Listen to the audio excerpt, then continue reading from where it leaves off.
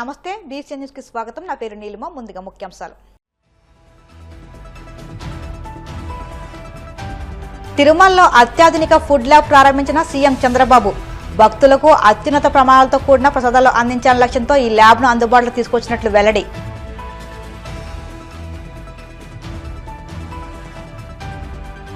₹23 లక్షల కోట్ల పెట్టుబడులతో రాష్ట్రంలో పరిశ్రమలు నెలకొల్పేందుకు ఒప్పందాలు కుదిరాయన్న మంత్రి నిమ్మల. ఇవి అమల్లోకి వస్తే యువతకు 25 లక్షల ఉద్యోగాలు లభిస్తాయని వెల్లడి. కుమారుడి గౌరవాన్ని విజయమ్మ దెబ్బతీస్తున్న వైసీపీ మాజీ ఎమ్మెల్యే రాచమల్లి శివప్రసాద్ రెడ్డి. జగన్ వ్యక్తిత్వాన్ని హననం చేస్తుంటే చూస్తూ ఊరుకోలేమని వ్యాఖ్య. తిరుమల శ్రీవారిని దర్శించుకున్న ఏపీఎస్పీఎఫ్ డీజీ త్రివిక్రమ్ వర్మ. ఆలయ మర్యాదలతో స్వాగతం పలికిన అధికారులు. తిరుమల శ్రీవారి భక్తులకు అందించే ప్రసాదాలు అన్నప్రసాదాల నాణ్యతను మరింత పెంచే దిశగా కీలక అడుగు పడింది. తిరుమలలో state food laboratory, food safety and standards authority of India సహకారంతో టీటీడీ నిర్మించిన అత్యాధునిక వాటర్ అండ్ ఫుడ్ అనాలిసిస్ ల్యాబ్ను ముఖ్యమంత్రి చంద్రబాబు శనివారం ప్రారంభించారు. సుమారు 25 కోట్ల వ్యయంతో ఈ ల్యాబ్ను ఏర్పాటు చేశారు. ప్రసాదాల తయారీకి వినియోగించే నెయ్యి, పప్పులు, ఇతర ముడి సరుకుల నాణ్యతను ఎప్పటికప్పుడు పరీక్షించి భక్తులకు అత్యున్నత ప్రమాణాలతో కూడిన ప్రసాదాలు అందించాలనే లక్ష్యంతో ఈ ల్యాబ్ను అందుబాటులోకి తెచ్చారు.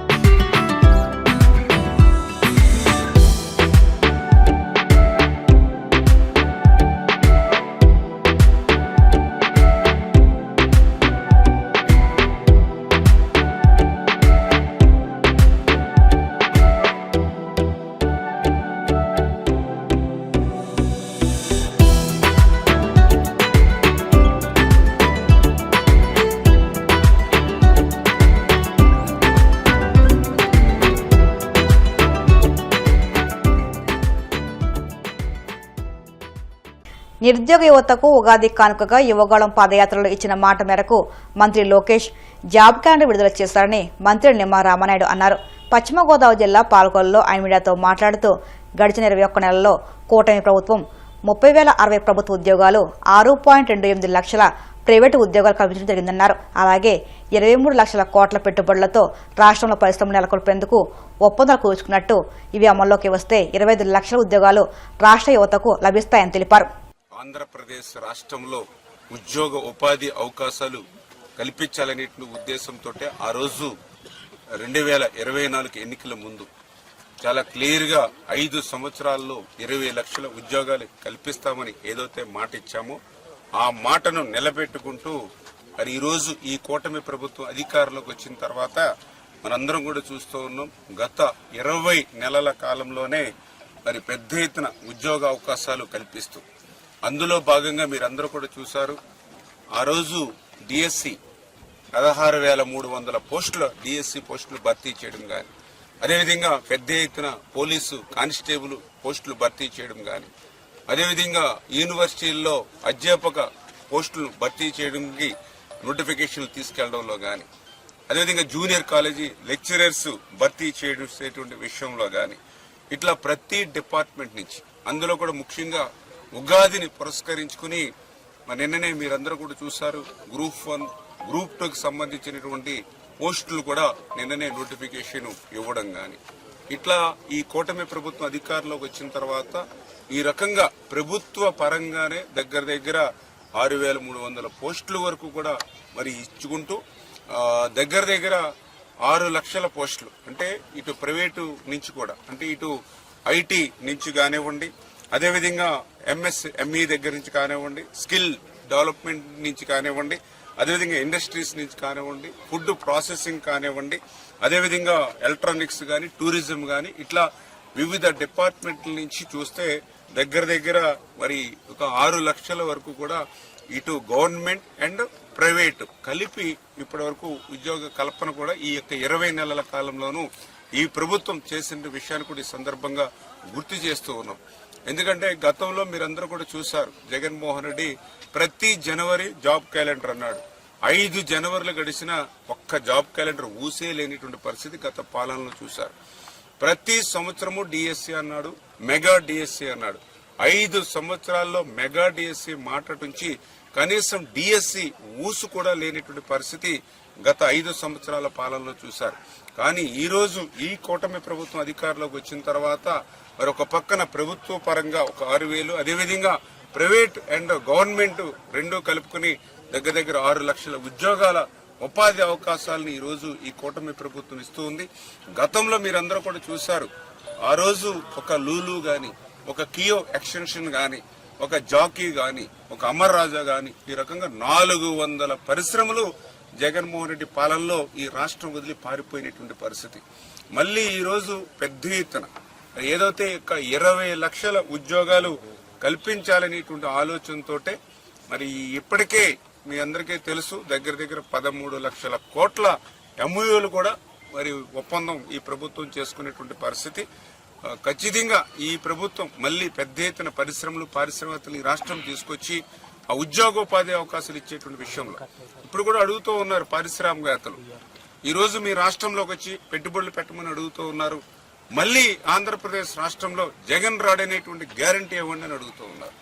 అంటే ఏ రకంగా పరిశ్రమల్ని, పారిశ్రామికతని భయోందోళనకి జగన్మోహన్ రెడ్డి పాలన గురి చేసిందో మనందరం చూస్తూ ఉన్నాం. ఆ రకంగా మరి 5 సంవత్సరాల పాలన అంతా కూడా విధ్వంసం వైపు నడిచి ఉద్యోగ ఉపాధి అవకాశాలు కనుమరుగై యువత నిరుద్యోగం బారిన పడి ఆ రోజు ఒక డ్రగ్ లేకపోతే ఒక గంజాయి బారిన పడినటువంటి స్థితిలో ఆ రోజు యూత్ నిర్వీర్యమైనటువంటి స్థితిలో మళ్ళీ ఈ రోజు కూటమి ప్రభుత్వం మళ్ళీ వాటినన్నింటినీ కూడా సరిదిద్దుకుంటూ మళ్ళీ ఈ రోజు ఆ యొక్క ఉద్యోగ ఉపాధి అవకాశాలు కల్పించేటువంటి దిశగా ఈ ప్రభుత్వం పనిచేస్తుంది. జగన్పై షర్మిల చేసిన వ్యాఖ్యలు విజయమ్మకు బాధ కలిగించి ఉండాలని, కానీ అది జరగలేదని ప్రొద్దుటూరు వైసీపీ మాజీ ఎమ్మెల్యే రాచమల్లి శివప్రసాద్ రెడ్డి ఆవేదన వ్యక్తం చేశారు. తాజా లేఖ ద్వారా విజయమ్మ తాను ఒకవైపే ఉంటానని మరోసారి స్పష్టం చేశారన్నారు.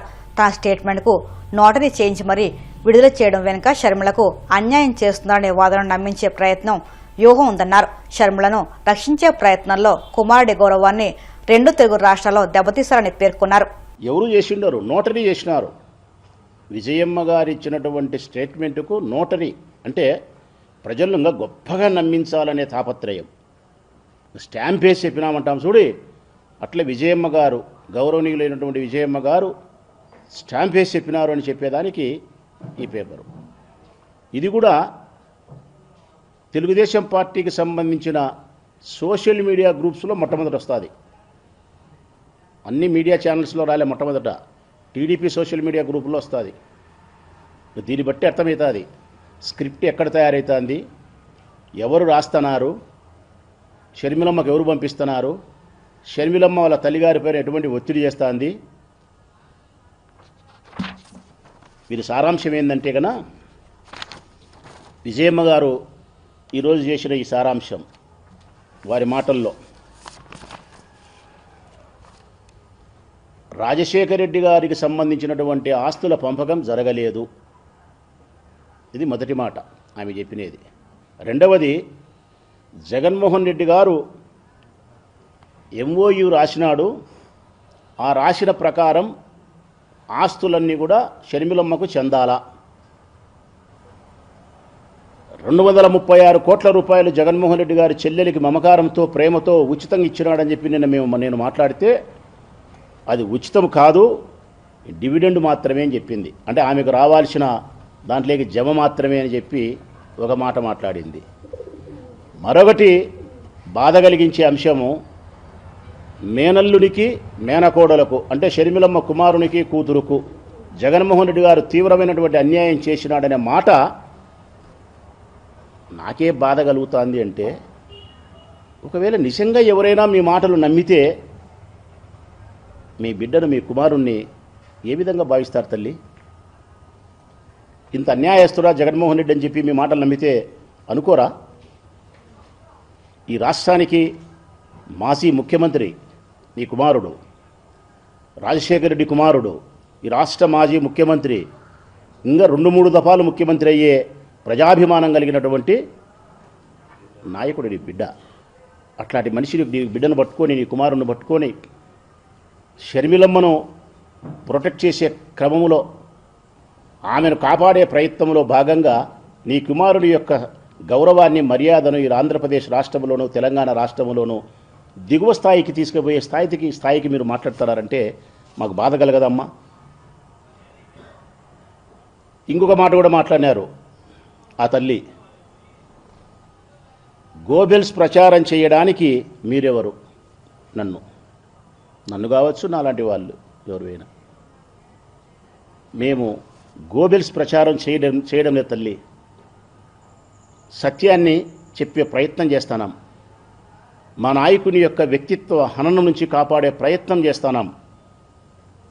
ఒక రకంగా చెప్పాలంటే నీ బిడ్డ కోసం, నీ కుమారుని కోసం నీవు పడాల్సినటువంటి ఆరాటం మేము పడతాం తల్లి.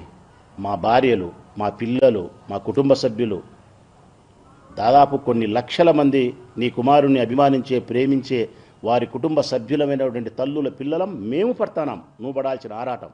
మాజీ మంత్రి ఆర్కే రోజా చేసిన వ్యాఖ్యలపై నగర ఎమ్మెల్యే భానుప్రకాష్ తీవ్రంగా స్పందించారు. తిరుపతిలో ఆయన మీడియాతో మాట్లాడుతూ రోజా మాట్లాడిన భాషను యావత్ ఆంధ్ర రాష్ట్రం అసహించుకునే పరిస్థితి ఉందని అన్నారు. రోజా వ్యాఖ్యలు రాష్ట్ర ప్రజలకు ఆమోదయోగ్యం కాదని ఆయన అభిప్రాయపడ్డారు. ఆమె వాడిన భాష కానీ, పదజాలం కానీ నిజంగా చెప్పాలంటే యావత్ ఆంధ్ర రాష్ట్రం కూడా అసహించుకునే పరిస్థితి కనపడతా ఉంది. మొత్తం ఆంధ్ర రాష్ట్రం, యావత్ ఆంధ్ర రాష్ట్రం అన్ని జిల్లాల్లో ఇక్కడ అక్కడని కాకుండా మొత్తం చేత్కరించుకొని 11 సీట్లకు పరిమితం చేస్తే కూడా ఇంకా కూడా బుద్ధి రాకుండా ఏదంటే అది మాట్లాడుతూ ఉంది. నిజంగా చెప్పాలంటే జగన్మోహన్ రెడ్డి గాడు అని మాతో అనిపించాలని చెప్పి ఉరువులు ఆడుతున్నట్టుంది ఆమె. అంటే జగన్మోహన్ రెడ్డిని తిట్టించాలని ఉంది.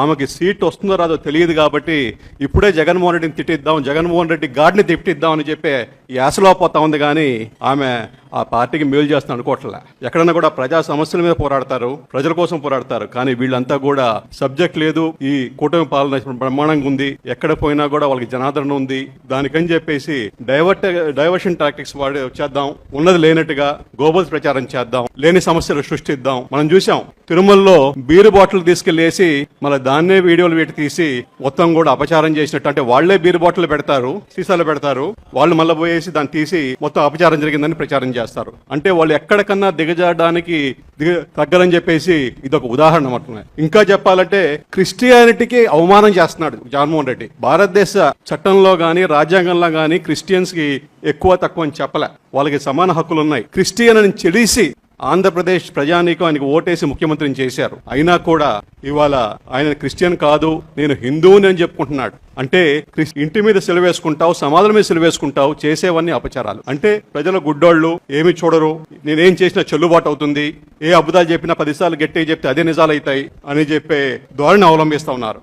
నిజంగా చెప్పాలంటే ఇవాళ భారతదేశంలో క్రిస్టియానిటీ పాటిస్తున్న అందరినీ కూడా అవమానిస్తున్నాడు అతను. ఇలాంటి వాళ్ళు ఆ మతానికే గ్రహచేటు. ఇవాళ అన్ని మతాలు సమానం మన రాజ్యాంగం ప్రకారం. ప్రతి ఒక్క భారతీయుడికి వాళ్ళ ఇష్టం వచ్చిన మతం ఆచరించుకునే హక్కు ఉంది. అంటే ఉగాది వస్తే గుడికి వెళ్ళాలంట. మీరు చేసింది ఏంటి? సినిమా సెట్టింగ్ చేసుకున్నారు. సినిమా సెట్టింగ్ చేసుకొని ఇవాళ అయ్యోరు చెప్తున్నాడు ఒక 3 ప్రదక్షిణాలు చేయండి అంటే దాన్ని కూడా నిరాకరించారు. క్రిస్టియానిటీ ఆచరించడం తప్పు కాదు. ఇప్పుడు నువ్వు తిరుమలకి వెళ్తావు, డిక్లరేషన్ సైన్ చేయడానికి ఏంటి పాపం నీకు మన ఆంధ్రప్రదేశ్ చట్టంలో ఎక్కడ కూడా ముఖ్యమంత్రి పోవాలి తిరుమలకని ఎక్కడ రాయలే.